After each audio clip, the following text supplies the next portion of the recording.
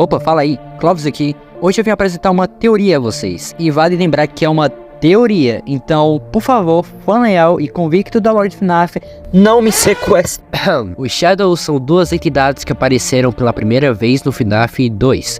Eles se manifestam de forma aleatória e não tem exatamente um padrão explícito para quando eles vão aparecer. Essas figuras são representadas por sombras. E é óbvio porque o nome deles são os Shadows e Essas sombras são figuras de dois icônicos personagens de FNAF, o Bonnie e o Freddy, que são praticamente os principais personagens das pizzarias de FNAF.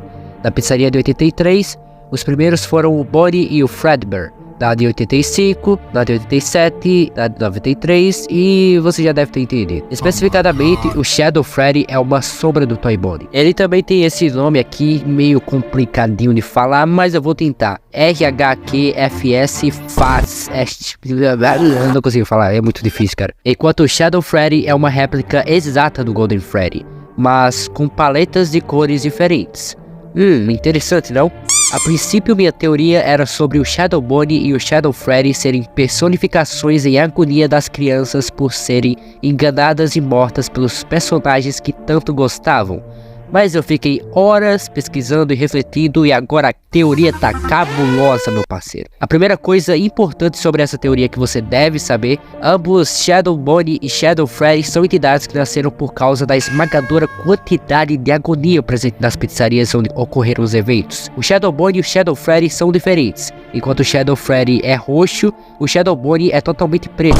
Esse design ele se mantém no FNAF 2, no FNAF World e no AR. Graças ao FNAF AR, sabemos que o Shadow Bonnie tem uma forte ligação com uma variação do Remnant, chamado Dark Remnant, que é um elemento que filtra todas as emoções negativas de uma pessoa. Para ficar mais claro, eu vou brevemente explicar o que é um Remnant e a agonia. Remnant é ligado à alma, ou uma assombração, e esse Remnant é facilmente incorporado em metal, por isso as almas dos animatrônicos controlam tão bem os corpos, enquanto a agonia, como já se diz o próprio nome, é o sentimento de agonia em forma de propriedade. A agonia foi mostrada nos extras dos livros da Fazbear Frights. Pode ser injetado em corpos inanimados e, dependendo da quantidade, fazer com que esse corpo tenha uma espécie de vida, entre grandes aspas. Se a agonia for bem atacada mesmo, pode se manifestar até em forma visual. No FNAF 2 podemos acessar um minigame chamado Follow Me. A gente controla os Classics Animatronics, que seguem uma figura de Freddy, só que roxa, ou seja, o Shadow Freddy. Ao contrário do que parece, o Shadow Freddy não atraiu os animatronics para lá para o William conseguir destruí-los, mas sim para eles conseguirem se libertar. Dessa forma, conseguiram de uma vez se vingar do William.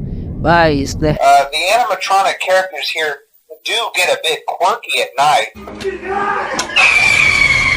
O Shadow Freddy é exatamente igual ao Golden Freddy, o que implica uma ligação entre os dois. A Cassidy é a alma que reside no Golden Freddy, mas com o diferencial que ela é a alma mais vingativa de toda a série, além também de ser extremamente forte. Talvez esse senso de vingança absurdamente grande seja convertido em agonia, e como eu disse, quantidades desproporcionais de agonia podem se juntar e formar uma figura, sendo essa o Shadow Freddy. Não só a agonia da Cassidy como das outras crianças que foram assassinadas, mas como a Cassidy é a com mais agonia, com mais sentimentos negativos, a agonia acabou tomando a forma da fantasia de Freddy onde ela morreu. Aqui estou desconsiderando a teoria de que a Crying Child também está no Golden Freddy, até porque na enciclopédia de FNAF é dito que a Crying Child é uma alma que fica vagando pelas pizzarias de Five Nights at Freddy's. Ok, aqui acabei a tarefa de explicar o Shadow Freddy nessa teoria. Merece o seu like, hein?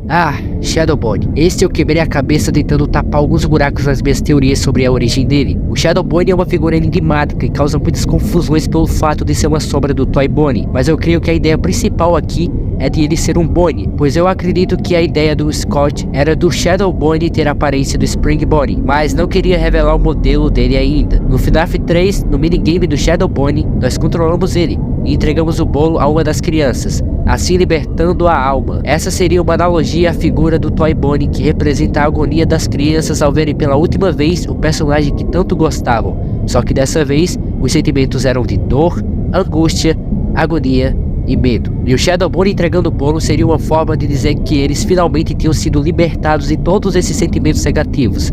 incluindo a sede de vingança. Então o Shadow Bonnie é uma figura representativa de todos os sentimentos negativos das crianças em relação ao Bonnie. E o fato de no minigame o Shadow Bonnie conseguir para todos os outros minigames é porque o Bonnie estava em todos esses cenários, como Bonnie, como Toy Bonnie e finalmente como Spring Bonnie. A origem dele não é certa, e tem um livro da Fazbear Fright chamado Hide and Seek, em que o Shadow Bonnie tem uma origem. Nela, o Shadow Bonnie surgiu em um minigame de arcade. Olha que coincidência, a manifestação do Toy Bonnie se deve a sentimentos negativos em relação ao irmão do protagonista chamado Toby. Mas como sabemos, os livros não são canon, mas sim formas de tapar alguns buracos nas entrelinhas da lore de FNAF. Pode ser que seja? Sim, pode. E de certa forma minha teoria é parecida, já que ambas Toy Bonnie se manifestam através de emoções negativas. Bem, tô ficando por aqui, espero que tenham gostado e entendam que é só uma teoria. Eu me esforcei bastante tanto no roteiro quanto na edição, então por favor deixe seu like e se não for inscrito, se inscreva. Falou galera e até o próximo vídeo.